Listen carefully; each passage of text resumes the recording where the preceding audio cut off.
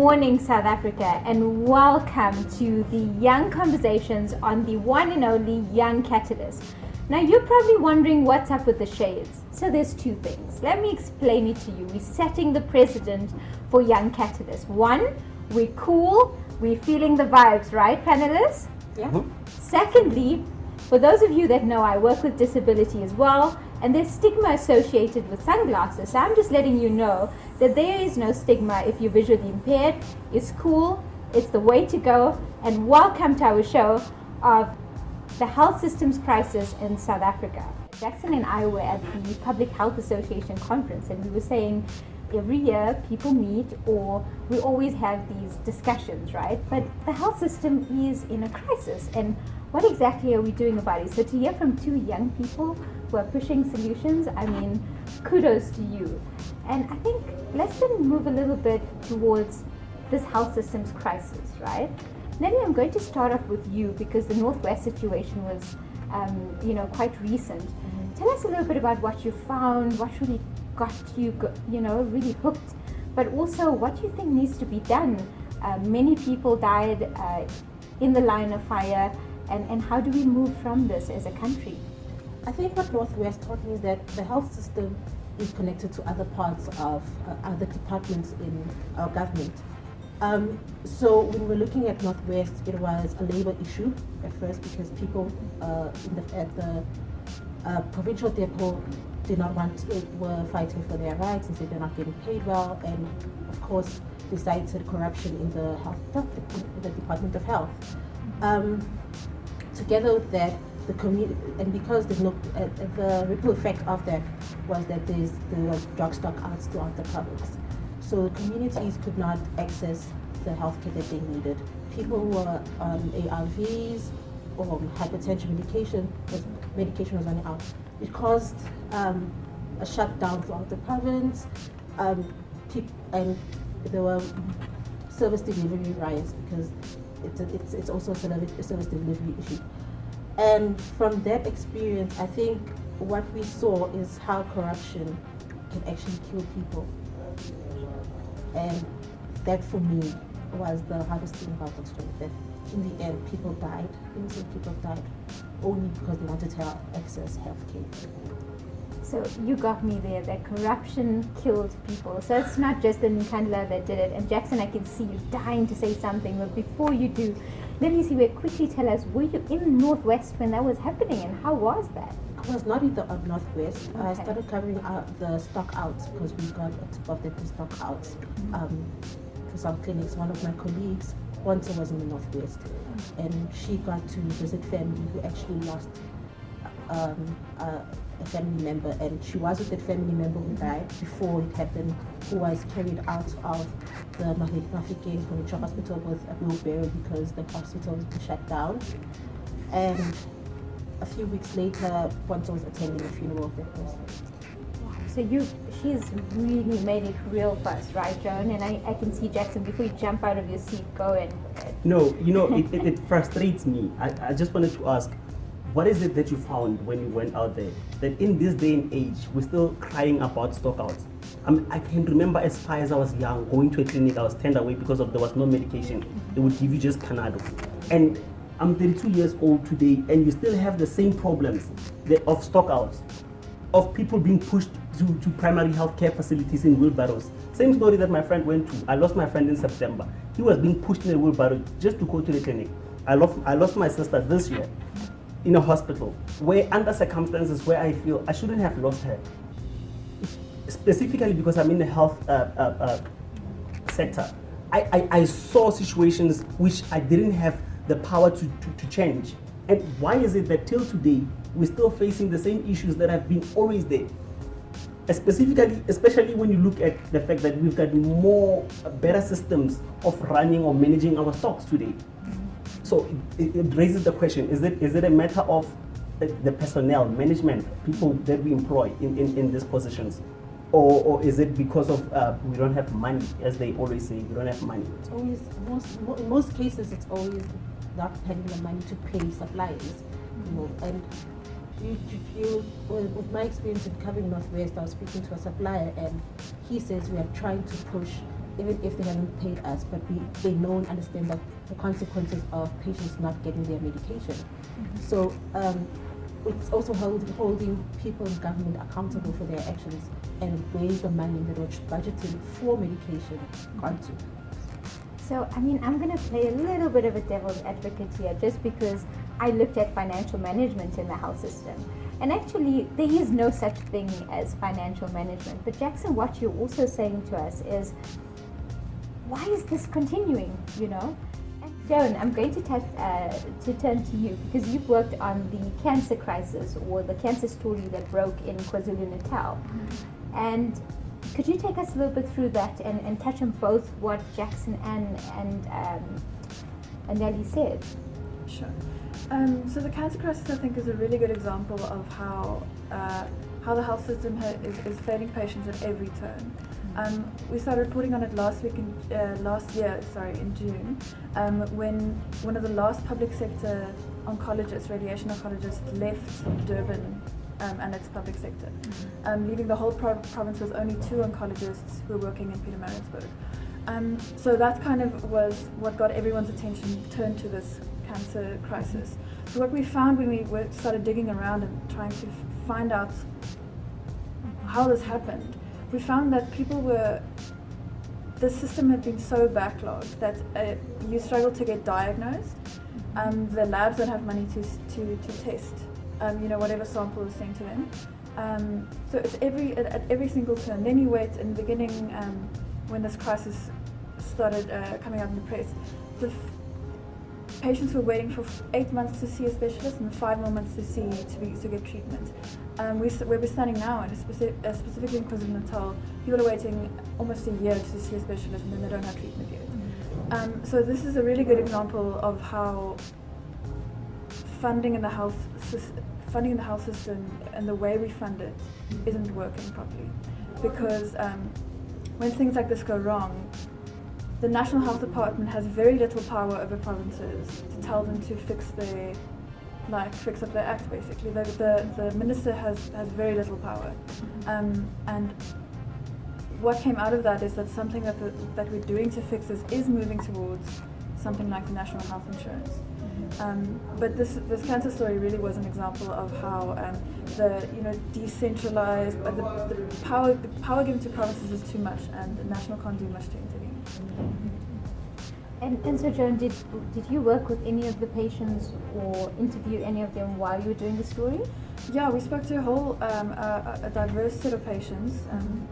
The most prevalent cancer is cervical cancer. I spoke to a lot of women who were having troubles getting treatment that affected often they're alone looking after their children. It affects the whole family. So it was quite heartbreaking to see what people were going through just to get something that is a fundamental right. And it's just mismanagement. The whole thing started because of contractual disputes between the department and the people that were paying to deliver these services. And what they've been forced to do now is to outsource those cancer services to private companies in any case. And it's short contracts. So it's not something that's a blanket solution.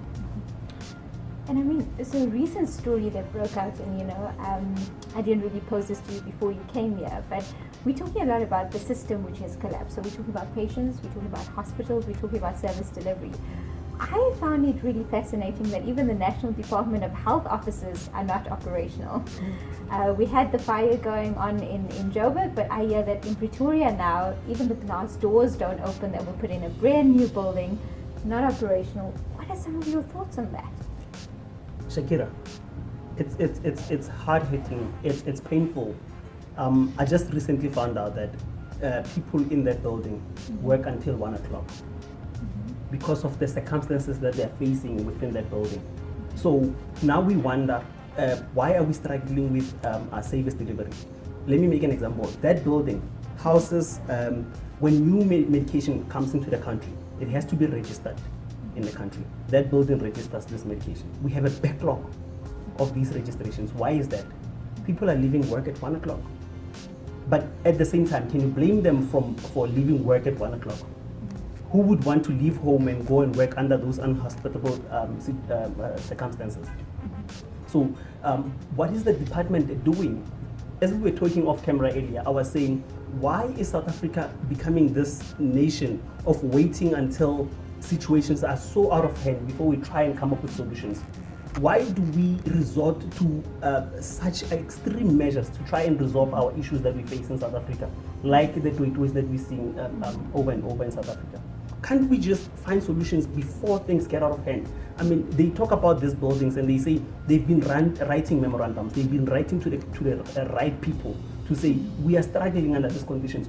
Why have they been quiet all this time and not and not meeting the workers? And it's quite interesting that those who are on the very top level, if they go into either hotels or anything, everything's functioning well there, but those who are actually working in the system, their conditions from health workers to those within the national department are not on par, Do you have any thoughts, Joan or Nelly? I think it's another example of just, the money's going to go where you shout the loudest. So we've been making noise about the cancer crisis, and then when Ramaphosa was elected, he's like, okay, we're gonna give money to this cancer crisis. People have been making noise about it. And I think the issue of the building, even the building being in such a bad state, in effect, it's just another symptom of the collapse. I don't know what more we can really make of it. Than that. It's just there's so much. We basically have so many problems that we have to start deciding where we're going to fight. So they've, for a long time, I think HIV and TB was a big focus of all our money and energy went into that. Infrastructure, I think, has obviously fallen by the wayside in hospitals as well. I honestly just think it's a symptom of the bigger pressures on the health system and its budgets and the money flow and that kind of thing. I don't know what more to say about that. I think what it does mostly impacts the morale of workers. So if they are not functioning well and they're not happy in the situation that they are in, you won't see them perform at their best, and that also impacts how the health system works. So being in a place where you feel safe, firstly, because safety is a big part of safety plays a big role in you feeling comfortable around your workspace. Labor issues like pay, getting paid well, feeling appreciated, I think is one of the things that government servants, in the health system, whether it's those who are officials in departments or it's nurses and doctors who are on the ground and they don't feel safe in their working environments, it impacts how they treat their patients, and they get frustrated, and it's these frustrations that we must also address in order for us to strengthen our health system. And I mean, it's a simple example. So I said it on Monday as well at a recent conference. Is when I did research, I would rather eat cold food than put my food in the dirty microwave at the provincial office. So our entire system has collapsed, right? Let's turn a little bit and shift towards the most populous document in healthcare, I would call it, right? And you're free to disagree or agree with me. The National Health Insurance, meant to bring health for all, but it has essentially become a document for political survival and populism. What do you think about that? I feel the NHI is necessary. Yes. Universal health coverage is necessary, especially in a country where there's so much inequality between the rich and the poor, the have and the have-nots. And accessing health care for all is really important, because we are seeing that the division between private health care and public health care is great, and people who are not unable to access private health care are suffering. We've seen it with Northwest, we've seen it with Joan's cancer stories, we've seen it in so many ways. But a policy like the NHI can really make an impact on somebody who lives in Alexandra getting the same access to health as somebody who lives in Sandton. So for me, it bridges that gap of inequality. You see, the NHI, there's a part about it. It's a nice piece of legislation, and I am for NHI. What I'm questioning is the implementation with the NHI. And for instance, what you just mentioned now, it doesn't address the issues that my people back in Hammanskraal are facing. I mean, one clinic is serving 2 villages. I'm talking huge villages. So which means they don't have infrastructure to start with. NHI doesn't talk, I'm going to build infrastructure. It's a financial, it's a financing system. So basically they're pulling in the monies and redistributing the monies within the health. So they're not addressing those issues. So my question with the NHI is the implementation process, because we still have a whole lot of other issues that are still pre-existing. What are we doing about those? Joan was mentioning now the state of our facilities. If you go in most locations, Mamelodi, Hammanskraal, Mabopane, Soshanguve, Soweto, and you visit their healthcare facilities, personally, I would have loved to see if the government would have tried to pull the level or the state at which the public sector is, to pull it at least to the level of private. Then we can talk NHI. But with that said, I am for NHI. Mm-hmm. Yeah. I would just like to add something to that. I think, as you just said, like the NHI is a financing plan. At the moment, we don't have the finance plan that explains how this finance plan is going to work. So we don't have the financial plan behind it yet. We don't know exactly how it's going to work. So that's, I think, what's concerning to most people. But I think that I don't think it's realistic to be like we have to fix all infrastructure and then we can all get onto NHI. And it's also, I think, unrealistic to think that it's going to just roll out onto us like a wave. I think it's going to, it's not going to hit us. It's going to slowly. There's 3 phases to it. It's going to slowly phase in. And I'm not saying that it's a flawless piece of legislation. There are obviously questions about it. But I think what we've seen.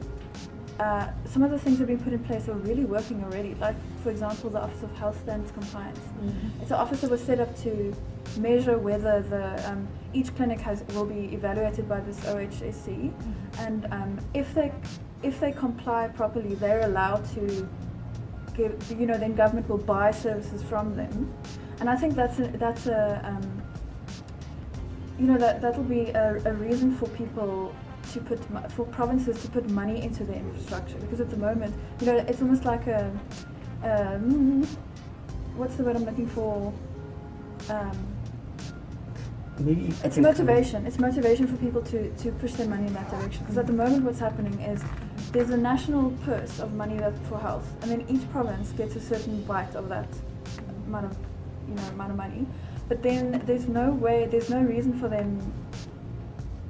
There's no directive for them to what are we spending money on, that kind of thing. So that money just kind of disappears into the province and you don't see it again. And then provinces like KwaZulu-Natal working with like R1 billion backlog. It's ridiculous. So something like the OHSC, I think, will force the provinces to spend their money properly.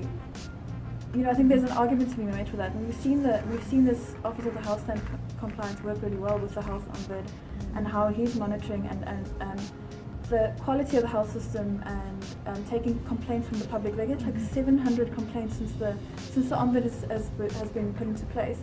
They've had like 700 complaints. I feel like that's maybe even a conservative number. I'm not sure about my figures now suddenly, but some of the aspects of it is working and is holding the health department accountable to itself. Did you know that most of these primary healthcare facilities or healthcare facilities are not meeting the standards that are set by the OHSC? The OHSC, I think it's something terrifying. Like only 5% of the country is meeting the standards. Exactly. So. And also they talk about buying services. Mm-hmm. There's no most rural areas don't have private doctors. What services are you going to buy for who? So those kind of situations work for me who's staying in Soshanguve and someone who's staying in Sandton. Then I can go from not go to the public sector and go to a private doctor there. But in those rural areas, there's no private facilities. There's no private doctor sitting there. If there is a private doctor, that doctor comes in on schedule. So you have to come in, make a schedule. That doctor will come in at 1 o'clock. See a couple of patients, then move to other private practices or go to or work in a hospital. Mm. So now, what services are you buying for those people? So I feel like they are left behind. Rural areas in this regard are left behind as far as the NHI is concerned. I think there's still big questions about how exactly it's going to work. But I do think that most of this is set up so that everything isn't so urban. I think lots of the NHI, the nitty-gritty of it comes down to we need to help rural people basically. But we have to admit that there's lots of still gaping holes. Yeah, even with regards to infrastructure, if you look at NHI pilot places, infrastructure there was upgraded so so they can test and see the impact of NHI. So I do think that, like Joe said, it's not gonna be, we're not gonna fix everything at once, but it's one step at a time, and I feel like it's a good step forward. So we're still live at Pineapple South Africa Studios with Kuyasha Media as well, and I think the debate is hotting up, young panelists. So, and it's fantastic to hear from all of you. I think to sum it up, we're saying that the national health insurance is definitely needed, but it falls short on implementation. For our broader viewership, the Office of Health Standards Compliance measures quality of healthcare in South Africa at the moment. Do yourself a favor, go and read the Esedimeni report that was written. It will leave you in tears when you see how our mentally ill patients were sorted out or treated within the health system. And I think so we've touched on a lot of issues. I can feel the passion, I can feel the innovation coming through. And it goes back to what Jackson's saying. Many of us are public health experts, or we're working in different fields of the health system, but we're seeing the system crumble around us, right? And what would we like to do? What would we like to see done? And because Jackson, I think I always start with you in the middle. Let's go with you for this one. Okay. So personally, Shakira, I feel it's upon us as individuals. I interview the first cohort of the B-Farm students who come in. And when you interview B-Farm Bachelor of Pharmacy students, the first years at the university, and most of these young people, when you interview them to come into the next year, they say one thing: I want to be a healthcare professional and go back and help my communities. But let me tell you, majority of the people that I've gone to school with, when we graduate, we linger in Gauteng and we leave our provinces alone at home. I would say personally, let's take it upon us. The NHI, the government is doing its part to try and help the situation. But what are we doing as individuals to help the situation? For instance, Public Health Pharmacy and Management Department at the School of Pharmacy in Sefakumagatu. What we do, we sit down and we analyze these things and we look at where can we put ourselves in. Recently, we did a vaccination catch-up campaign. So we worked with the Department of Health. We looked at which areas within Tshwane were lacking as far as coverage is concerned. And we pulled in private, we pulled in public, and we said, let's work together. We went out into these communities, we vaccinated children. I heard you were talking about HPV. There's costs that come with that. HPV for our broader viewership. Sorry? HPV, let's just break it down a little bit. Human papilloma virus vaccine. That for cervical cancer for young girls.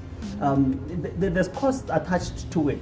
That's why private needs to come on board. That's what I'm doing with my colleagues. We sit around the table and we say, okay, what's next? We've got a crisis with HIV and AIDS. As we speak now, we are planning our second annual HIV and AIDS campaign. So we would look at which area is struggling the most, and we would go out into that community and do awareness, get people tested, get people on ARVs to start. Now we are on the 90-90 strategy to try and get 90 people tested, 90 people on medicines, and so with those, we are saying we are tired of being part of the problem.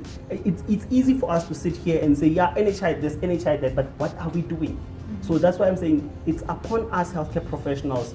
From majority of the people, Dr. Aromotsaridi was saying one private facility in Gauteng has more gynecologists than all the hospitals in Northwest Limpopo and Mpumalanga.